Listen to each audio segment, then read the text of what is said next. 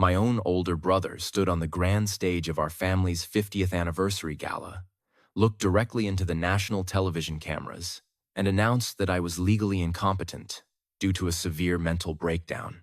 He smiled like a saint, holding a forged psychiatric report in his hand, looking down at me with fake tears welling in his eyes. It breaks my heart to say this. His voice echoed through the massive ballroom, dripping with practiced sorrow. But my younger brother, Marcus Vance, has lost his grip on reality. For his own safety and to protect the legacy of Vance Medical Corporation, I have obtained a court order to place him under permanent clinical guardianship. He will be stepping down immediately. The 500 aristocratic guests in the ballroom gasped in unison. Flashbulbs from news reporters exploded in my face. My father, sitting in his wheelchair with a blank, heavily medicated stare, didn't even lift his head. Julian looked at me from the podium, his jaw flexing, sending me a private, mocking smirk that said, "You lost, little brother. Sit down and let the men handle the empire." I didn't scream. I didn't rush the stage. I didn't even let my heart rate break its steady rhythm. Instead, I stood up from the head table, pulled a solid silver mechanical stopwatch from my tuxedo pocket, the one our late mother gave me before she mysteriously passed away 2 years ago, and pressed the crown. Click. The tiny black hand began to sweep across the silver face. I looked back up at Julian, matched his perfect smile with a cold, terrifying grin of my own, and whispered loud enough for the microphone near my table to catch it. "You have exactly 12 minutes left of freedom, Julian."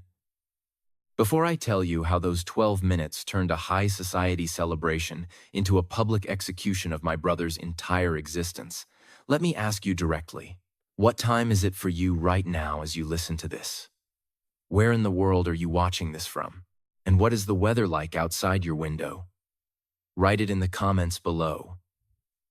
I want to see exactly how far the truth travels when a snake finally suffocates on its own venom. To understand the sheer magnitude of the trap Julian had set for me that night, you need to understand the architecture of the Vance family. For 34 years, Julian was treated like a living deity. He was the brilliant, golden boy neurosurgeon, the visionary chief executive who expanded our family's medical empire into a multi-billion-dollar global juggernaut. He was the son my father bragged about at every country club dinner, the man whose face adorned the covers of healthcare magazines. And me? I was the quiet one. The second son, who preferred the silence of biological data analysis and molecular coding to the flashing lights of corporate boardrooms. I spent my 20s in the basement laboratories of our research wings, compiling genetic sequences and tracking clinical trial data. To my family, my silence was mistaken for weakness. My isolation was interpreted as submission. When Julian used $300 million of corporate funds to acquire an experimental biotech firm that later went bankrupt in secret, my father called it an aggressive, visionary gamble. When I developed a machine learning algorithm that cut cancer screening detection times in half, Julian took credit for it on national television while my father patted him on the back. I remember sitting at the dinner table that night, watching Julian bask in the unearned glory. When I looked at him, he leaned over and whispered in my ear, "Data doesn't build empires, Marcus. Faces do. Go back to your spreadsheets."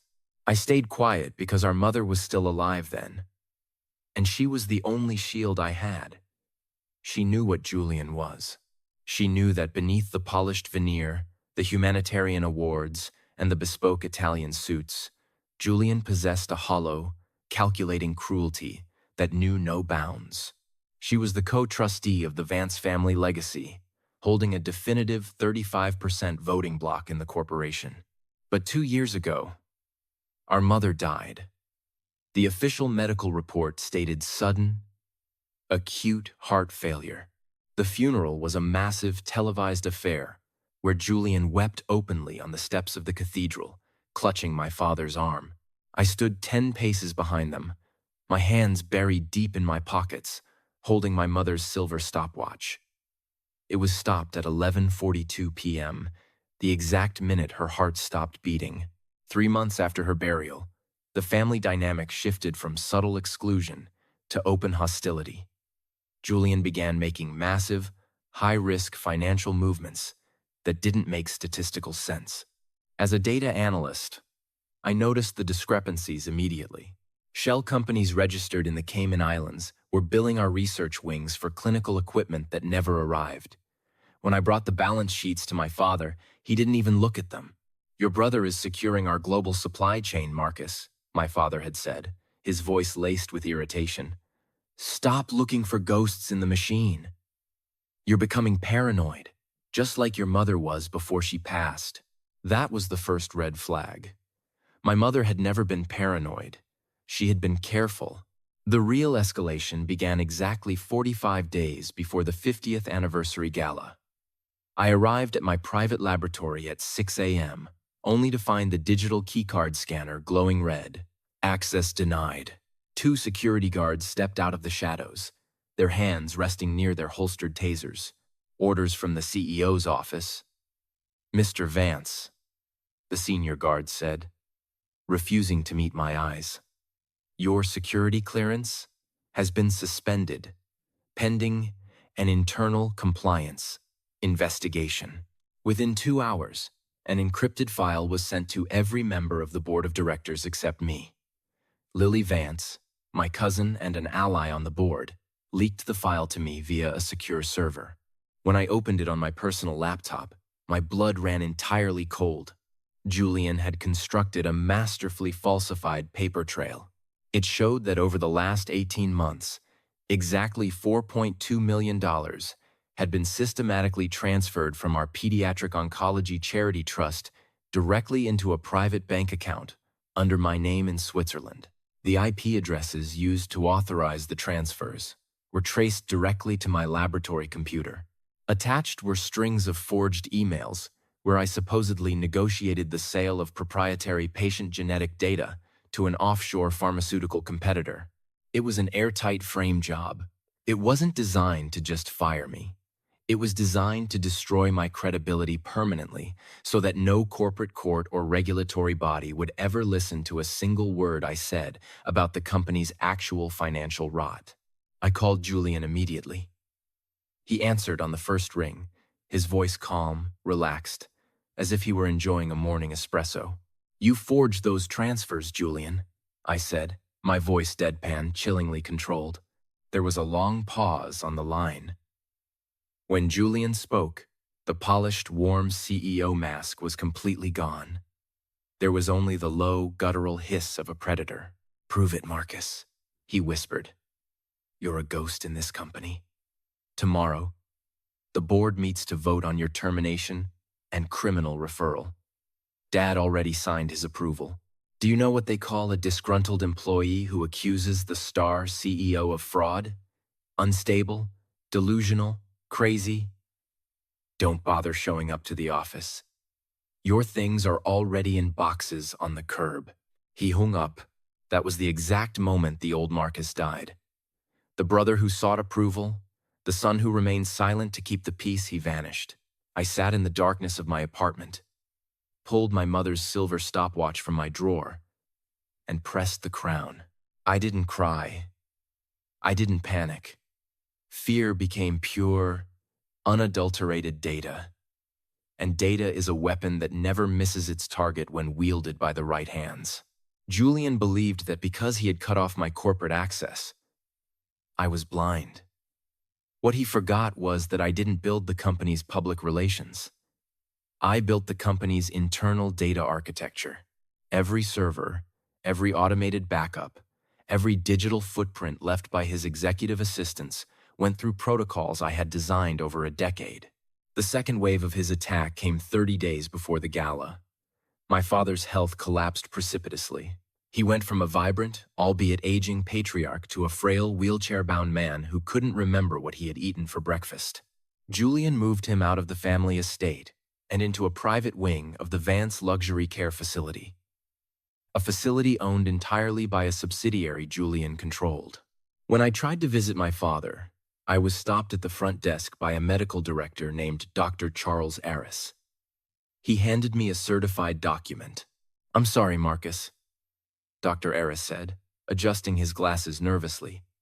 "Julian has been granted temporary medical power of attorney due to your father's rapidly advancing cognitive decline. Per his explicit instructions, given your current emotional instability and the ongoing criminal investigation regarding the charity funds, visits from you are restricted to 1 hour per week, fully supervised by clinical staff."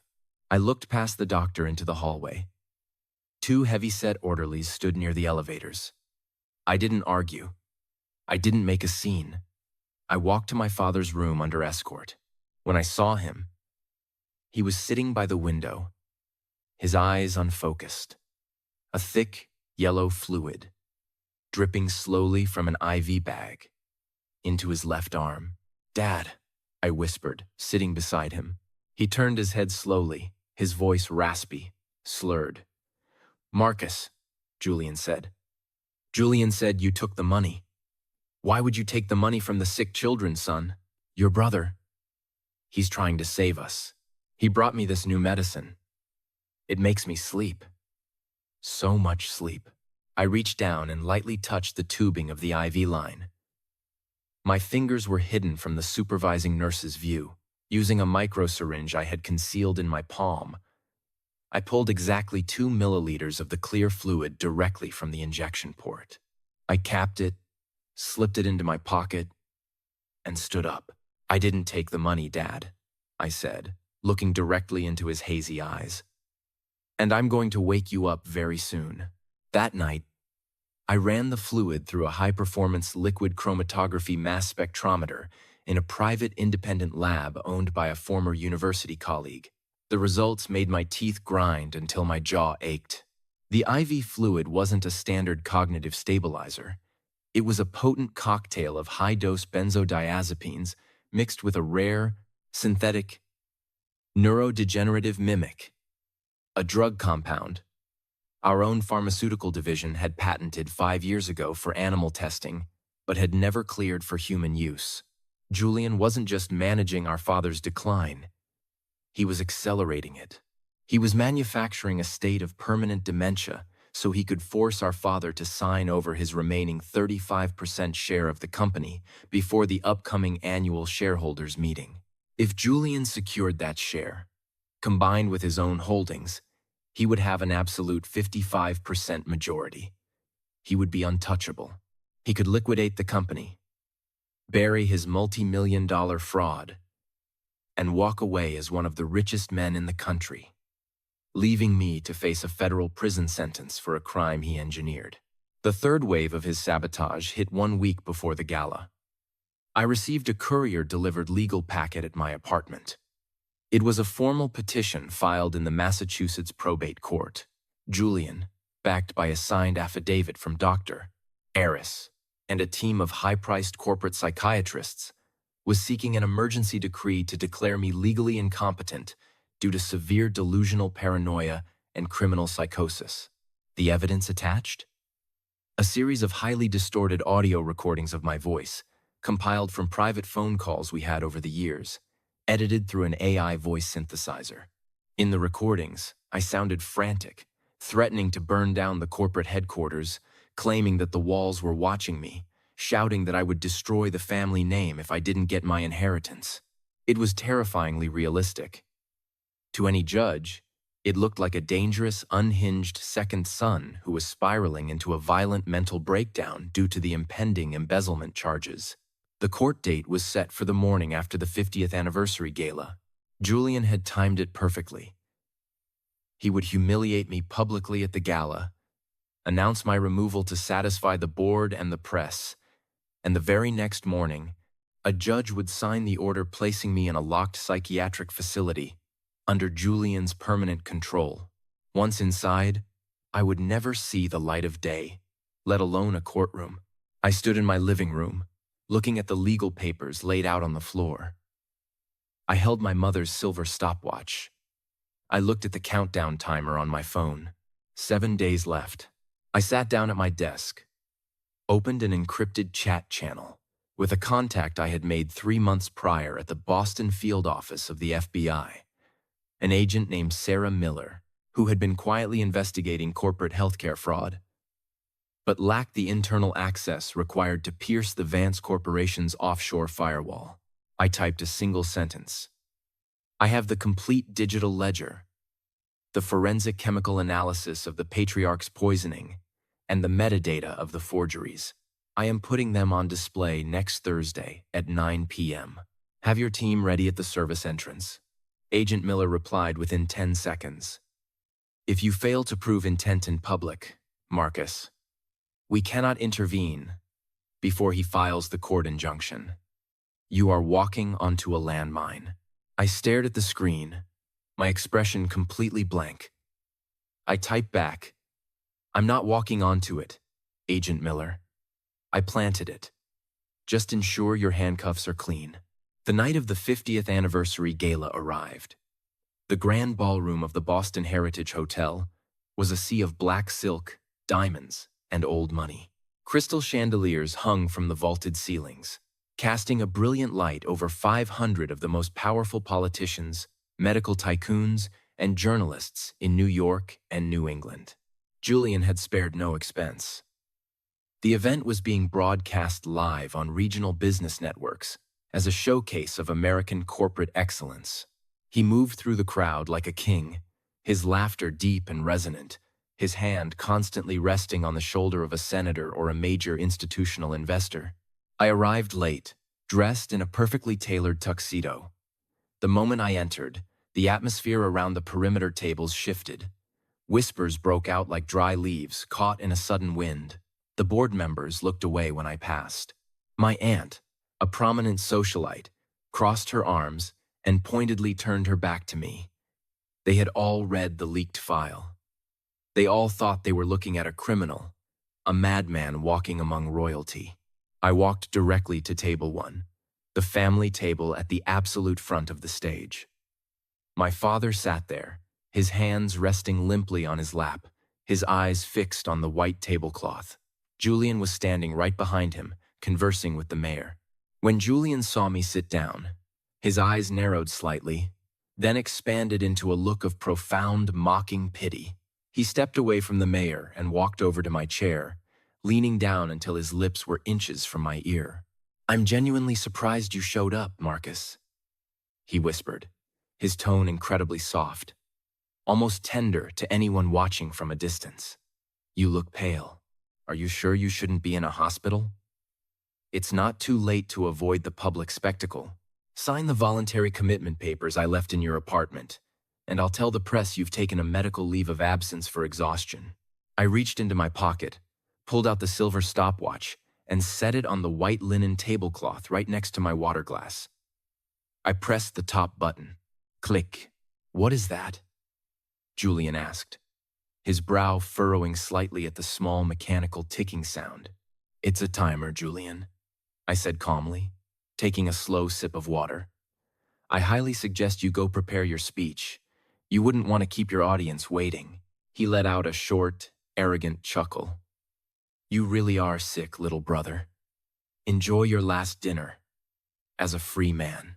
He turned and walked toward the backstage area. At exactly 8, the master of ceremonies stepped up to the microphone. Ladies and gentlemen, distinguished guests, the announcer's voice boomed. Please welcome the chairman and chief executive officer of the Vance Group, the man who is redefining the future of global medicine, Julian Vance. The room erupted into thundering applause. Julian stepped out from the wings, his smile dazzling under the spotlight. He walked to the center of the stage, adjusted the microphone, and raised his hands to acknowledge the standing ovation. For the first 5 minutes, his speech was a masterclass in corporate rhetoric. He spoke of our father's vision, our mother's memory, and the revolutionary advancements our laboratories were making. But as the clock on my table ticked, now der, his tone underwent a dramatic, calculated shift. But a family legacy is not just built on triumphs, Julian said, his voice dropping an octave, taking on a solemn, heavy cadence. It is also tested by tragedies. It is with a heavy heart that I must address a painful truth tonight. A truth regarding my younger brother, Marcus. The ballroom fell into a terrifying, suffocating silence. 500 pairs of eyes turned from the stage directly toward me. I sat perfectly still, my eyes locked onto Julian. Julian signaled to the tech booth at the back of the room. As CEO, my first duty is to our patients, our shareholders, and the law. Over the past month, our internal audit team discovered a massive breach of trust. Millions of dollars intended for pediatric cancer research have been systematically diverted into a private offshore account. The digital trail leads directly to one person. The LED screen behind him flickered. A massive document appeared. It was the forged bank transfer statement. My name, highlighted in a bold, bloody red border, next to my laboratory access logs. When faced with these facts, Julian continued, his voice trembling with fake emotion, Marcus did not seek forgiveness. Instead, his mind gave way under the weight of his actions. He has spent the last weeks spiraling into a state of severe, delusional paranoia, making violent threats against this executive board and our ailing father. For his own protection, we have been forced to take immediate clinical and legal action. He picked up a white paper from the podium. The forged psychiatric emergency decree. Tomorrow morning, Marcus will be placed under court-mandated psychiatric care. We do not condemn him. We pity him. We ask for your prayers as we guide him through this dark period of psychological ruin. My aunt let out a soft sob.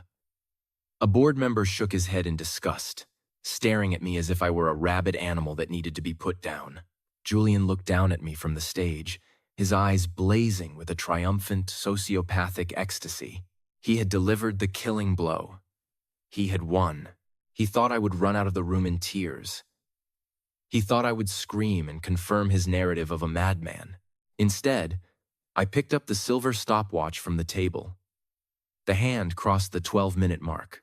Click. I pressed the button, stopping the timer. I stood up, buttoned my tuxedo jacket, and walked directly toward the stage stairs. Julian's smile faltered for a fraction of a second, his grip tightening on the edges of the wooden podium.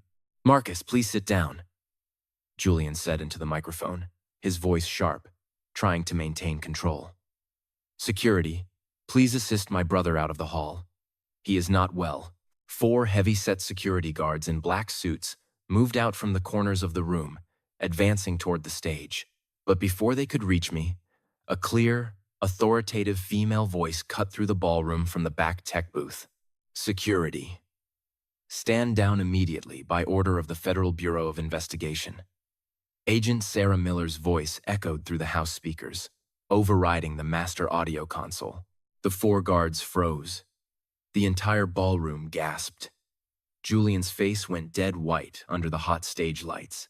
I climbed the final step of the stage, walked directly past Julian, and took my place at the microphone.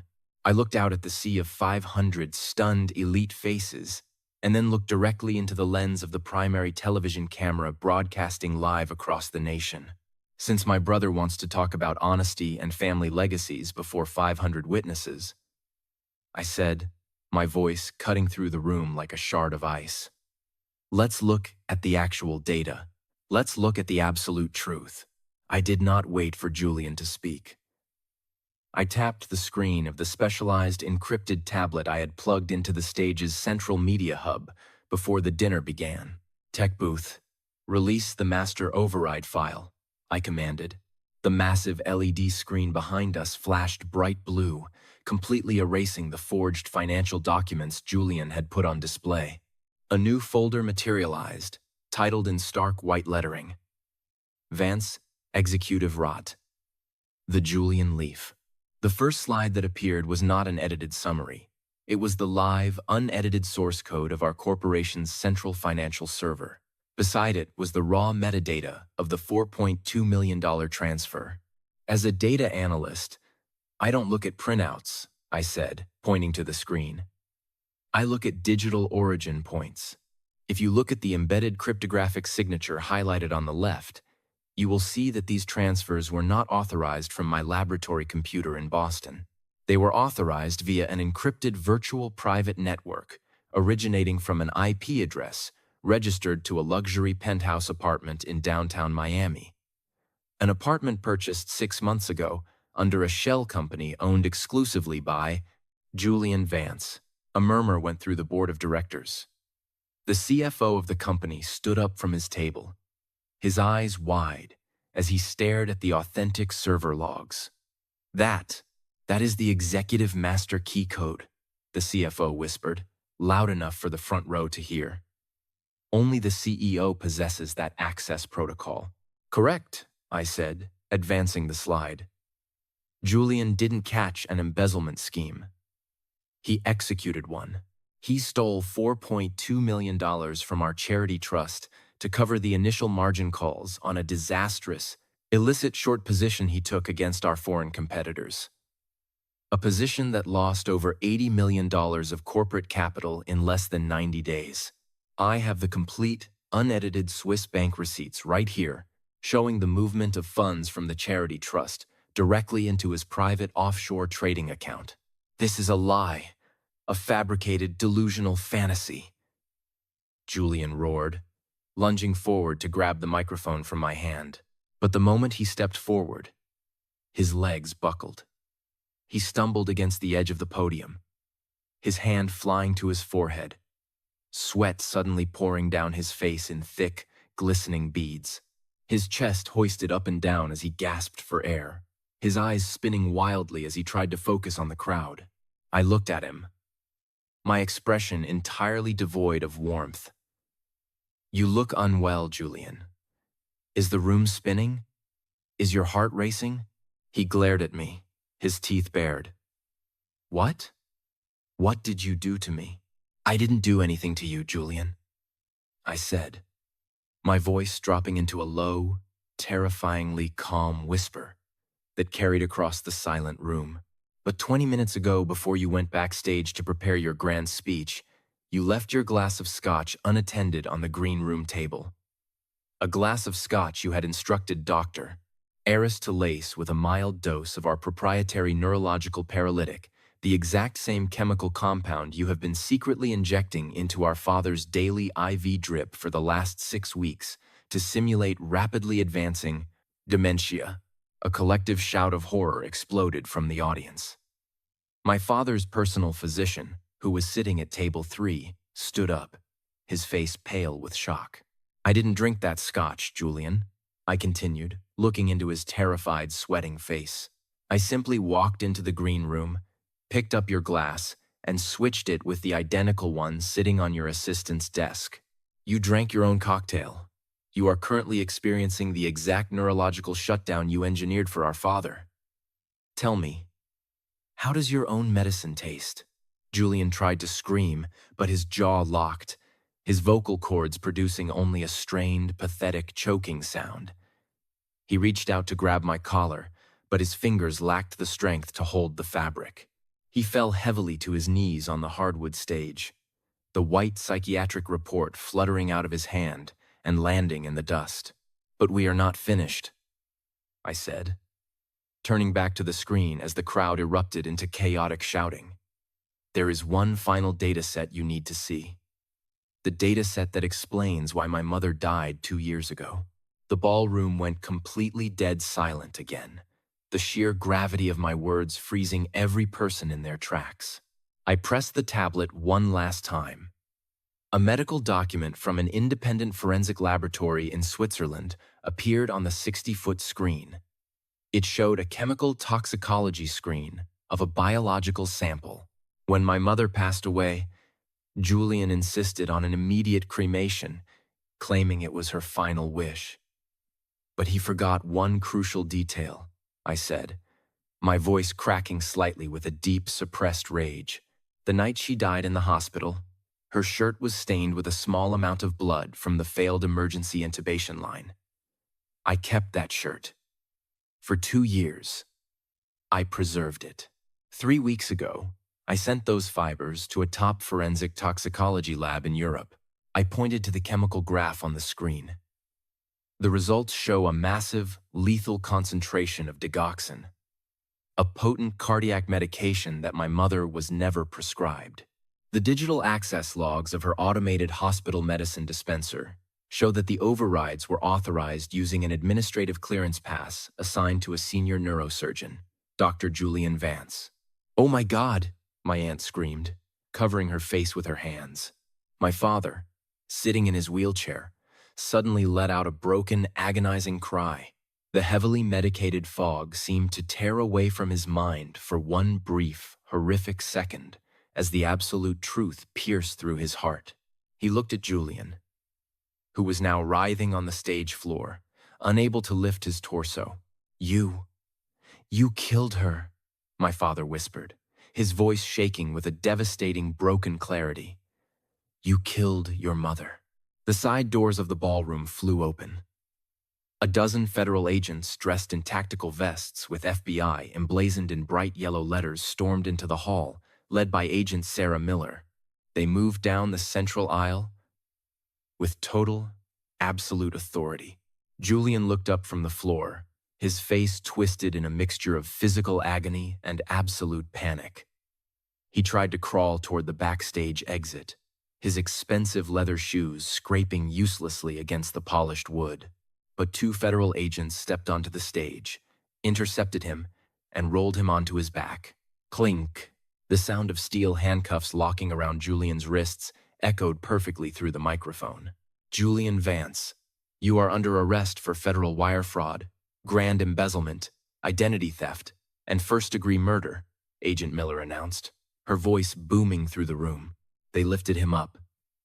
The great, golden CEO, the savior of medicine, was dragged down the stage stairs like a piece of discarded luggage, his face dripping with sweat, his eyes wide with the hollow, animal terror of a captured beast.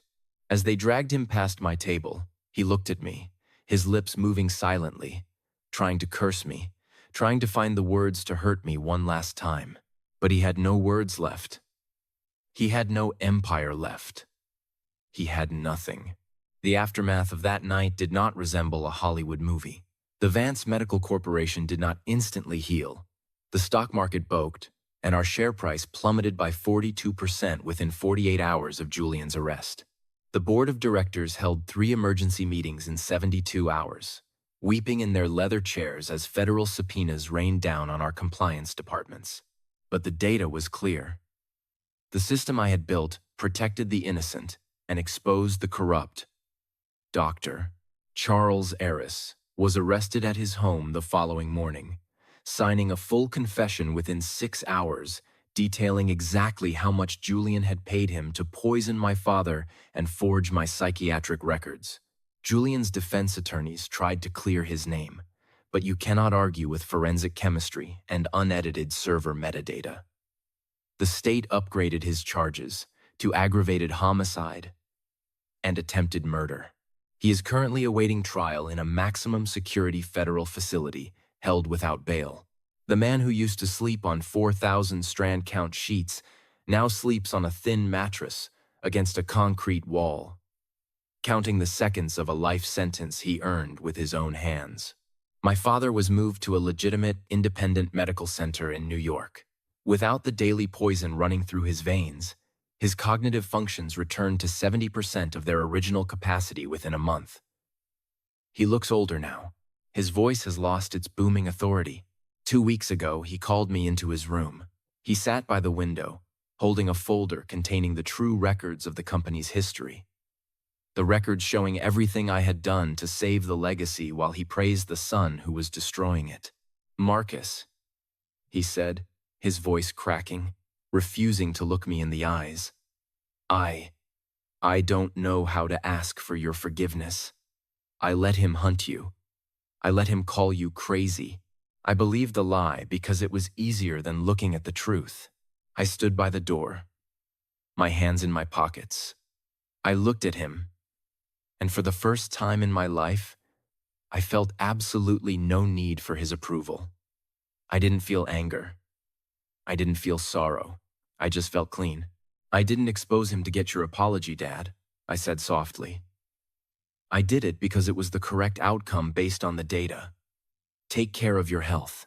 I turned and walked out of the room, leaving the past behind me. Today is Friday. It is exactly 9 a.m.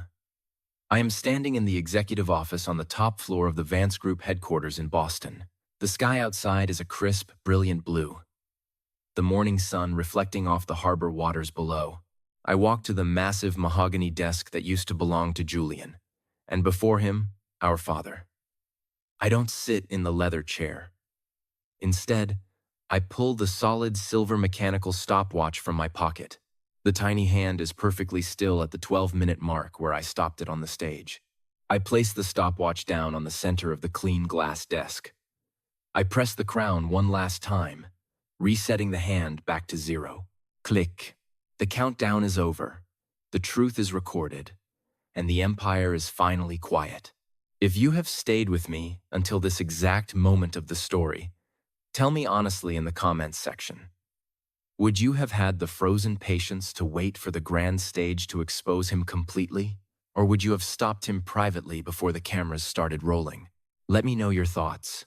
Thank you for supporting our channel and watching this video until the very end. Please remember that this story is entirely fictional, created for dramatic, educational, and entertainment purposes only. Let it serve as a stark reminder that no matter how powerful, polished, or protected a liar may seem, they can never alter the raw data of who you truly are.